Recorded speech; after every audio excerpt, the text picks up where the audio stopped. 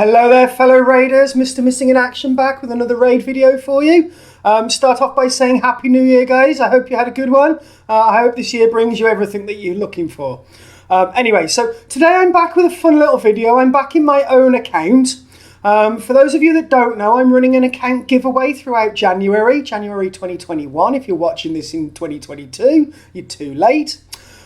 Anyway, so yeah, I'm running an account giveaway. It's a mid-game account. It's got a few legendaries on there. It's got some solid epics. And throughout January, I'm basically working on the account, making improvements. If you haven't seen that yet and you're kind of interested in the account giveaway, I'll leave a link in the description for that video for you. Go back and check that one out after this one.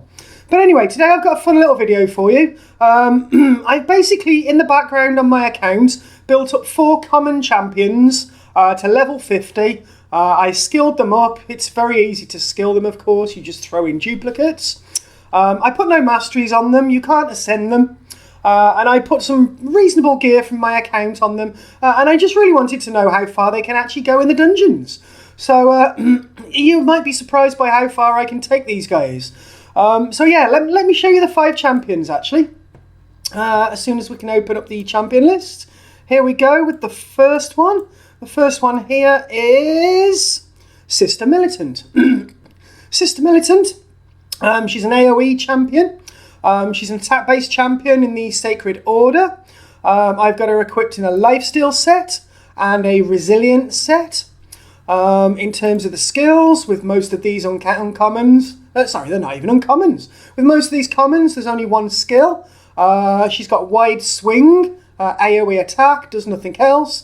But basically, she's one of these special champions that's got an AoE attack everywhere. So, yeah, it's been booked up, of course, for extra 20% damage. In terms of her stats, now it is a challenge to build stats on commons. The fact that you can't ascend them means that you can't go putting amulets and banners on as well. But in terms of total stats, I've managed to bring her HP up to just over 25,000. Attack and defense both at around 1400. Speed of 161. Crit rate of 84. Crit damage 74. And she doesn't require accuracy, so we're not too worried about that one. Second member of the team is Swordsman. Swordsman, again, is an attack-based champion. He's a banner lord. I've got him in 2 crawl sets and a divine crit rate set. On his skill, Cut, we have a double attack on 1 enemy. Now, this one is going to help out in Fire Knight. Has a 30% chance, which I've booked up to 50, of placing the weak form of decreased defense for 2 turns. So he's one of the 2 champions in this this setup that's applying a decreased defense. Moving on to the third member, Yeoman. Yeoman has a bit of an interesting animation on him when we get to the dungeons, you'll see.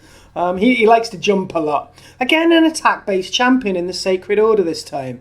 Again, I've got him in a lifesteal set. I've also put him in a perception set. In terms of his skill, Volley, he has a 3-time attack on 1 enemy. So again, this is Fire Knight. Each hit having a 10% chance. I've booked it up to 25. I've actually decreasing the turn meter by 20%. So this guy is going to be the one that's going to be keeping the turn meter down, hopefully, on the Fire Knight. Yeah, so let's move on to the 4th member of the team. 4th member is Deathhound. Deathhound is probably the only common that's actually worth building up, guys.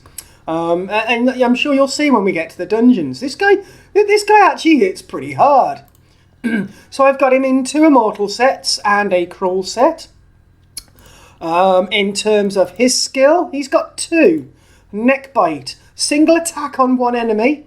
Ignoring shield and block damage buffs, and also ignores defense if the attack is critical. And Gnaw, single attack, placing his strong form of poison for 2 turns, and the damage inflicted is proportional to defense. The cooldown on that is now 2 turns. So he's kind of our poison specialist, if you like, as well as a hard hitter, single target hard hitter.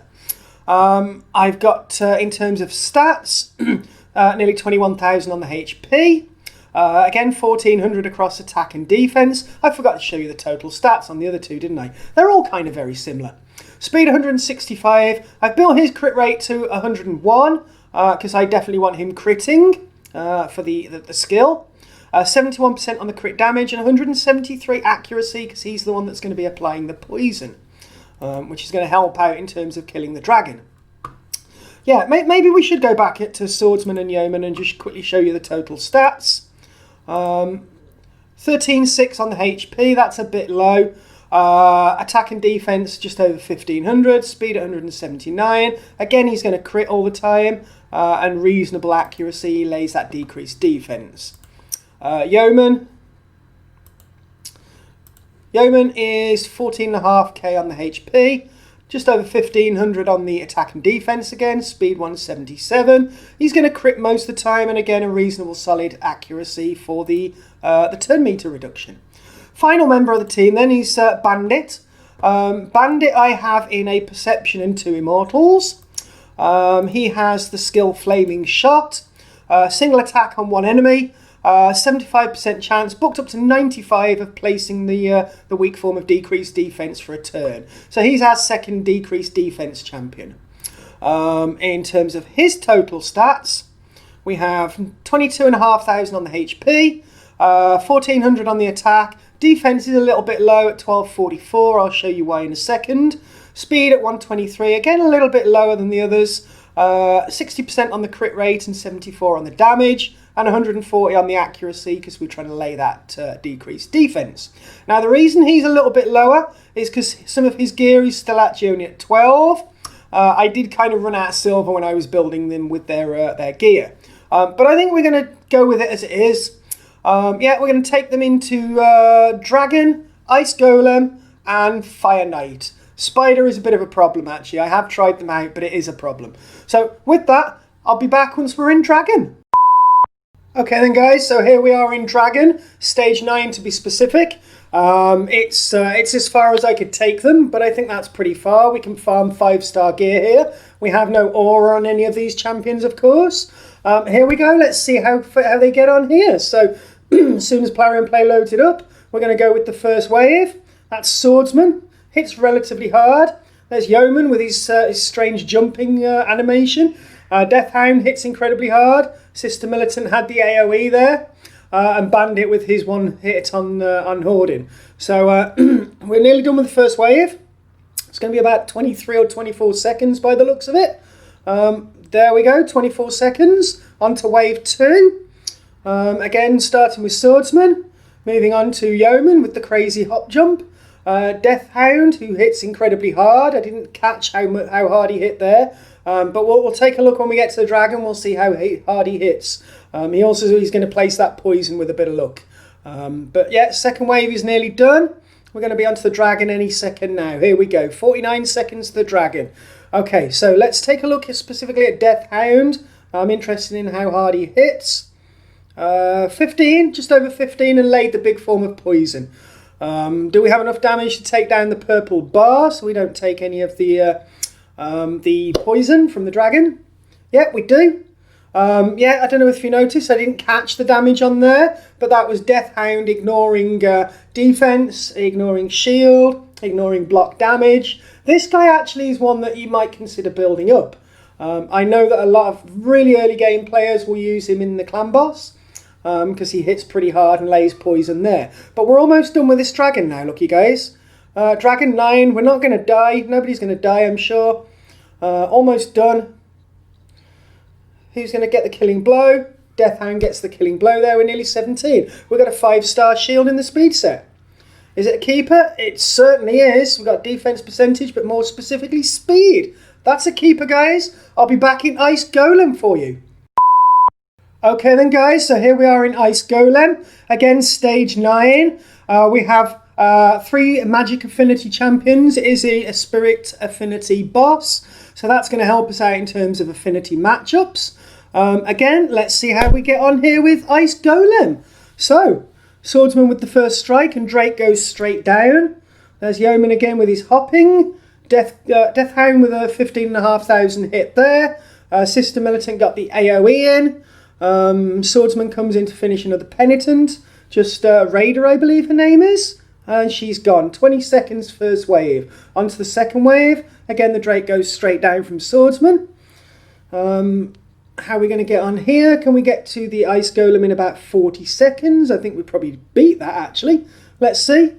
One of the two down, just one to go. And almost done. It's going to be just over 40 seconds. 42 seconds to the boss. Let's take down the two adds. We've got decreased defense from Swordsman there on the one on the left. And Deathhound with a 19,600 hit. You see what I mean? This guy's not even built all that well, to be honest. And he hits incredibly hard. Okay, so here goes, we're going to hit the Ice Golem. We're getting some reasonably solid hits in without being too heavy. That's the thing about Ice Golem. You don't want to take down too much of his health in one hit. Because he comes back with a solid strike. But the left ad is gone again almost immediately. Swordsman hits relatively hard as well for a level 50 common. Yeoman taking down the second ad. Here we go. Not so hard a hit there from Deathhound. But I don't think we're going to be in any trouble, guys. I think we're going to complete this nice and easily. We might lose one or two here on Ice Golem. But over 17,000 again there from Deathhound. I really like this little dog here. I'm curious what it'll do if I build him up to 60 and build him a bit more solidly. I think he might actually be an incredible champion, actually. But yeah, we're over halfway with the damage on the boss. We're looking pretty good. We've got a couple of guys on the left there, Bandit and Swordsman, who are getting a bit low. But I think we can carry this through, guys. I think we're going to complete this one. Hopefully we can get some 5-star gear out of it as well. So yeah, these commons, I mean, they have the potential to farm 5-star gear. You saw that with the shield in the dragon. What are we going to get with this one? I'm sure he's going to go down. I just hope we don't lose anybody. We look like we might lose Bandit and Swordsman. All depends if we can do enough damage. I think they're going down now. Yes, they are. We're down to 3. Can they carry it through? Ice Golem's almost dead. In goes Deathhound. Finishes him off. 5-star gear, guys. 5-star chest plate. What do we got? It's a taunting, accuracy, and that one's to be sold. Definitely selling that one. But anyway, guys, that's Ice Golem stage 9. I'll be back with you in Fire Night.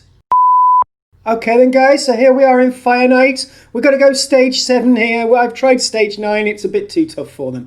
Again, no aura. Now, this is where we're going to rely on Swordsman and Yeoman for their multiple hits on their A1s. Swordsman comes with a 2 hit on his A1. Yeoman actually has a 3 hit. With that turn meter reduction. So he could be the star here. That's what I'm expecting. But here we go. We've almost finished the first wave. In fact, it's done. 10 seconds first wave, onto the second. Now remember, these waves are going to be weaker.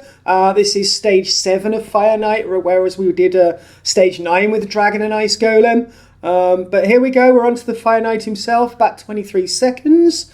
Do we have enough to take down the shield? There's the 2 from Swordsman. The 3 from Yeoman. It could be a challenge, guys, but let's see how we get on. We're not going to take down the shield this first time, but come on, guys, do you have enough speed, basically, to go kind of twice before the Fire Knight refreshes his turn meter? That's what it's all about here, guys. That's why I built these guys with relatively high speed for commons. We're down to 1, and Yeoman takes it down. We're doing damage to the Fire Knight. He's going down. We have no heal reduction in this team. So he is going to be healing back up. There it is, just over 8,000. But we're doing okay. Everybody's solid in terms of health. We're approaching we're approaching the halfway point in terms of his HP. 1 minute 15 seconds in. He's obviously going to heal back up. We've got decreased defense on him, the weak version. We keep putting some big hits in now. Actually, he's really dropping. He gets his little heal. It's only just over 8,000. We can deal with that. We seem to be able to deal with the shield. 2 hits from Swordsman, 3 from Yeoman, and the speed that we've got. So we should be able to get another couple of hits in before the shield gets back up. We've decreased turn meter actually there from Yeoman. I spotted that, and he's down in 1 minute 43. We've got a 5-star piece. It's an epic in the immunity. Let's take a look at it. That's actually a pretty nice piece. Crit damage, crit rate, and attack percentages. That's a keeper, guys. Thank you very much for joining me. Mr. Missing in Action. Peace out. Enjoy the rest of your day, guys. I'll catch you in the next video.